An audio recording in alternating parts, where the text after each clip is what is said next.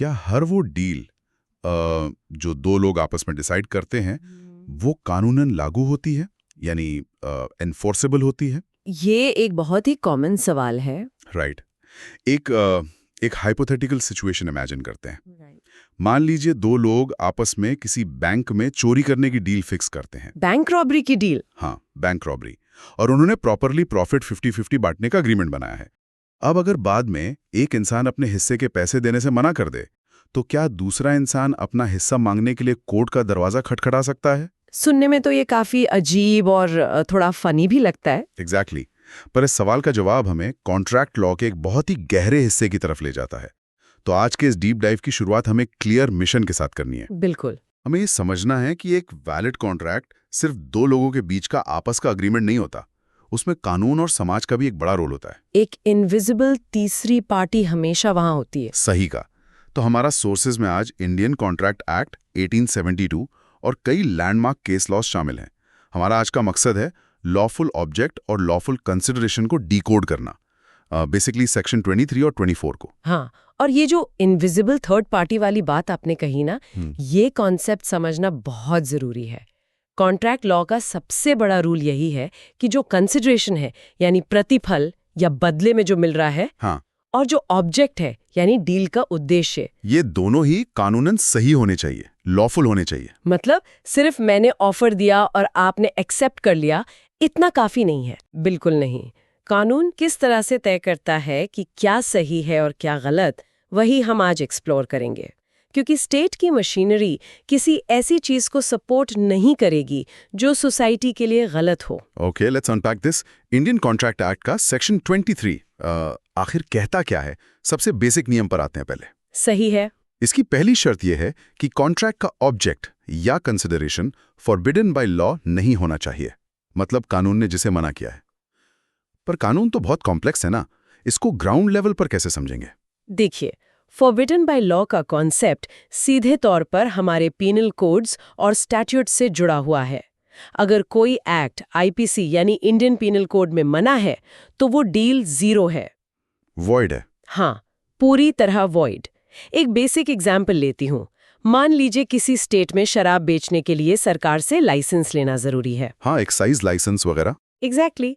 अब अगर कोई इंसान बिना उस लाइसेंस के शराब बेचने का अग्रीमेंट किसी वेंडर के साथ कर लेता है, हाँ। तो वो कॉन्ट्रैक्ट वॉइड है, क्योंकि बिना लाइसेंस लेकर बेचना कानून द्वारा एक्सप्लिसिटली फॉरबिडन है।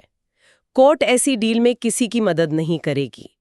तो ये तो बात हो गई आमने सामने कानून तोड़ने की। जो चीज सीधे इलीगल है उस पर एग्रीमेंट नहीं हो सकता। लेकिन लोग इतने सीधे कहाँ होते हैं? सही पकड़ा। जो कानून सामने से नहीं टूटा, लोग उसको पीछे से तोड़ने की कोशिश करते हैं, लूप होल्स निकालकर। और यहाँ सेक्शन 23 का एक और बड़ा हिस्सा आता है, defeating the provisions of law. हाँ, ये एक बहुत इंपॉर्टेंट प्रोविजन है। मतलब अगर कोई एग्रीमेंट देखने में सीधे तौर पर इलीगल नहीं लग रहा, पर उसको इस इरादे से बनाया गया है कि वो किसी कानून के नियम को बायपास कर सके, जिसे हम सरकमवेंट करना कहते हैं। कानून बनाने वाले बहुत पहले समझ गए थे कि क्लेवर ड्राफ्टिंग से लोग लूपहोल्स निकालेंगे। अगर कॉन्ट्रैक्ट टेक्निकली स्टैट्यूट के वर्ड्स को नहीं तोड़ रहा, पर उस बीमारी को पैदा कर रहा है जिसे लॉ रोकना चाहता था, तो वो अनलॉफुली माना जाएगा। बिल्कुल। एक Muralidhar Agarwal versus state of UP का केस है। ये एक लैंडमार्क हिस्टोरिकल रेफरेंस है इस पॉइंट के लिए। उसमें हुआ ये था कि यूपी अर्बन बिल्डिंग्स एक्ट के तहत किराएदारों को रेंट कंट्रोल का प्रोटेक्शन मिला हुआ था, ताकि लैंडलॉर्ड्स उन्हें इजीली निकाल ना सके। राइट। पर एक लैंडलॉर्ड ने टेनेंट के साथ जो लीज एग्रीमेंट साइन किया, उसमें टेनेंट से लिखवा लिया कि मैं इस रेंट कंट्रोल एक्ट का प्रोटेक्शन क्लेम नहीं करूंगा। ओह वाओ, तो देखने में ये दोनों की आजाद मर्जी लग रही है। हाँ, देखने में नॉर्मल लगता है, पर सुप्रीम कोर्ट ने इस केस में तय किया कि ये एग्रीमेंट वॉइड है, क्योंकि ये रेंट कंट्रोल एक्ट के पर्पस को ही डिफीट कर रहा था। भले एक्सप्लिसिट मना नहीं था, पर सर्कमवेंट कर रहा था। और एक और एग्जांपल में पढ़ रहा था सोर्सेज में, इंश्योरेंस एक्ट के रूल्स के ज्यादा डिविडेंड पे करने का एग्रीमेंट बनाना भी अनलॉफुल माना जाता है। एग्जैक्टली। इंश्योरेंस कंपनीज को सिक्योर रखने के लिए रूल्स बनाए गए हैं। अगर आप उन रूल्स को बाईपास करते हैं तो वो वैलिड नहीं होगा। पर मैं यहाँ थोड़ा डेविल्स एडवोकेट प्ले करना चाहूंगा। ये चीजें बहुत सब्जेक्टिव नहीं हो गई? कैसे? अगर एक कॉन्ट्रैक्ट एक्सप्लिसिटली किसी रूल को नहीं तोड़ रहा, तो कोर्ट्स अचानक आकर कैसे बोल सकते हैं कि ये प्रोविजन को डिफीट कर रहा है? इससे तो बिजनेसेस में हमेशा डर रहेगा कि कॉन्ट्रैक्ट कभी भी वॉइड हो सकता है। ट्रस्ट को प्राइवेट एग्रीमेंट के ऊपर रखता है। चलिए इस डिस्कशन को आगे बढ़ाते हैं और फ्रॉड वाले कॉन्ट्रैक्ट्स पर आते हैं। फ्रॉड केसेस में तो कोर्ट्स का स्टैंड काफी सख्त होता है। राइट। सेक्शन 23 क्लियर करता है कि अगर धोखा या फ्रॉड शामिल है तो ऑब्जेक्ट लॉफुल नहीं हो सकता। पर अगर धोखे वाले एग्रीमेंट में किसी ने आधा काम पूरा कर लिया हो तो क्या कोर्ट थोड़ी बहुत हेल्प करती है? बिल्कुल नहीं। Shrikant versus corporation of Calcutta का केस इस पॉइंट को क्लियर करता है। उसमें क्लियरली ये एस्टैब्लिश हुआ कि चीटिंग या डिसीट वाले एग्रीमेंट्स कंप्लीटली अनइन्फोर्सेबल होते हैं, भले ही काम आधा हो चुका हो। हाँ, भले ही पार्टीज ने आधा काम कर लिया हो या पैसा लगाया हो, कानून धोखेबाजों के आपस के हिसाब किताब सेटल नहीं करता। इसको एक सोर्स इलस्ट्रेशन से देखते हैं। अगर एक प्रॉपर्टी एजेंट है, वो अपने मालिक को बिना बताए किसी और से पैसे लेकर उसको प्रॉपर्टी लीज पर दिलवाता है। ये तो एक क्लियर फ्रॉड है। हाँ, तो ये एग्रीमेंट वॉइड है क्योंकि इसमें मालिक के खिलाफ एक छुपा हुआ फ्रॉड है। सही बात है। और सिर्फ फ्रॉड ही नहीं, अगर किसी दूसरे इंसान को या उसकी प्रॉपर्टी को नुकसान पहुंचाने का एग्रीमेंट है तो वो भी अनलॉफुल ऑब्जेक्ट में आएगा। जैसे किसी को फिजिकली मारना। हाँ, असॉल्ट करना, या फिर लीगली जिसे हम टॉर्ट कमिट करना कहते हैं, जैसे किसी की रेप्यूटेशन खराब करना या ट्रेसपास करना, ये सब लॉफुल ऑब्जेक्ट के दायरे के बाहर है। Here's where it gets really interesting. हमने लॉ तोड़ने की बात कर ली, लूप होल्स निकालने की और फ्रॉड की। ये सब इजीली मेजर किया जा सकता है। हाँ, ये थोड़े ऑब्जेक्टिव है। पर कॉन्ट्रैक्ट लॉ में एक बहुत ही सब्जेक्टिव लेयर भी है, मोरालिटी और सार्वजनिक नीति, मोरालिटी और पब्लिक पॉलिसी। सेक्शन 23 कहता है कि अगर कोर्ट किसी कॉन्ट्रैक्ट को इमोरल मानती है तो वो वॉइड होगा। पर ये जज कैसे होता है? देखिए, कोर्ट्स उन एग्रीमेंट्स को वॉइड मानती हैं जो उस समय की सामाजिक नैतिकता के खिलाफ होते हैं। जैसे हिस्टोरिकल केसेस में अगर किसी ने रखेल रखने के लिए यानी कंक्यूबिनेज या प्रोस्टिट्यूशन को बढ़ावा देने के लिए कोई डील की हो, जैसे किसी ने प्रॉपर्टी लीज पर दी हो इस इलीगल या इमोरल एक्टिविटी के लिए, ओके। तो कोर्ट्स ऐसे एग्रीमेंट्स को इमोरल कंसिडर करके टोटली वॉइड डिक्लेयर कर देती हैं। पब्लिक डिसेंसी को मेंटेन करने के लिए ये जरूरी है। और इसके साथ पब्लिक पॉलिसी वाला एंगल सबसे जरूरी है मेरी नजर में।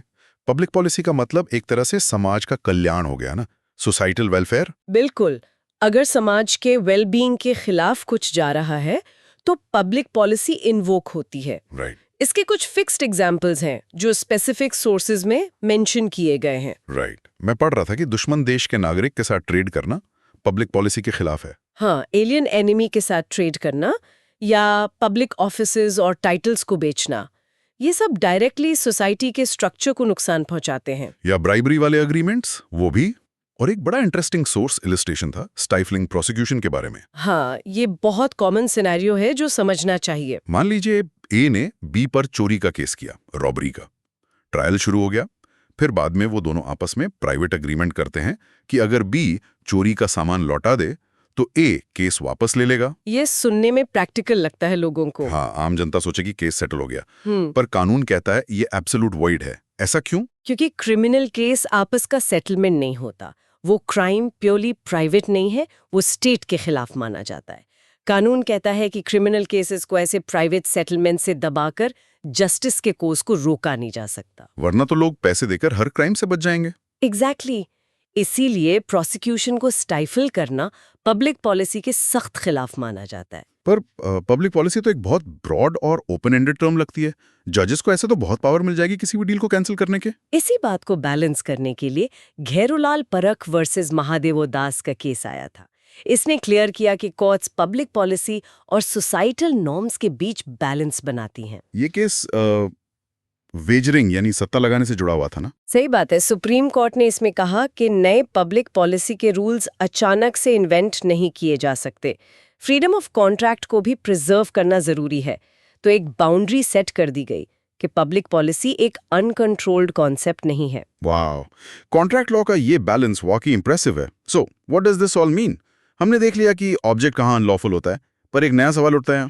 कैसा सवाल? अगर एक ही लंबा कॉन्ट्रैक्ट हो जिसमें बहुत सारे क्लॉजेस हों, उसमें कुछ हिस्सा लीगल हो और कुछ अनलॉफुल, तब क्या होगा? क्या थोड़ा सा इलीगल हिस्सा पूरे कॉन्ट्रैक्ट को बर्बाद कर देगा? ये डायरेक्टली सेक्शन 24 और रूल ऑफ सेवरेबिलिटी का कॉन्सेप्ट है। अगर मल्टीपल ऑब्जेक्ट्स हैं और कंसिडरेशन सिंगल है और उसमें से एक हिस्सा भी अनलॉफुल निकलता है तो पूरा का पूरा अग्रीमेंट एब इनिशियो यानी शुरू से ही वॉइड हो जाता है। सिंगल कंसिडरेशन का रूल। हाँ, अगर एक ऑब्जेक्ट के बदले मल्टीपल कंसिडरेशंस हैं, तब भी यही नियम लगता है। पूरा कॉन्ट्रैक्ट जीरो मान लिया जाता है। पर इसमें एक एक्सेप्शन भी तो है ना, सेवरेबिलिटी या ब्लू पेंसिल रूल वाला एक्सेप्शन। बिल्कुल। अगर आप लीगल और इलीगल हिस्से को क्लीनली अलग-अलग कर सकते हैं, मतलब वो इंटरट्वाइन नहीं है, तो लीगल हिस्सा बचाया जा सकता है। इसको एक इलस्ट्रेशन से समझते हैं जो हमारे सोर्सेज में दिया गया था। अगर कोई कार बेचने का कॉन्ट्रैक्ट करता है जो कि लॉफुल है, और साथ ही स्मगल्ड गुड्स बेचने का भी डील करता है जो अनलॉफुल है, राइट।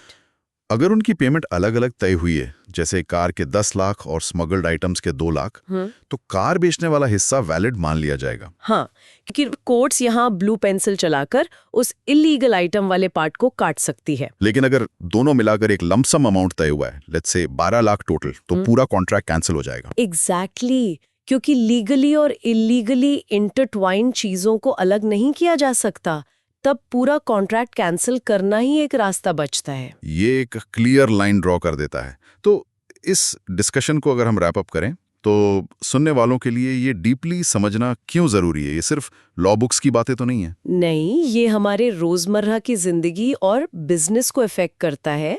प्राइवेट कॉन्ट्रैक्ट्स कभी भी पब्लिक इंटरेस्ट या सार्वजनिक हित से ऊपर नहीं हो सकते। राइट।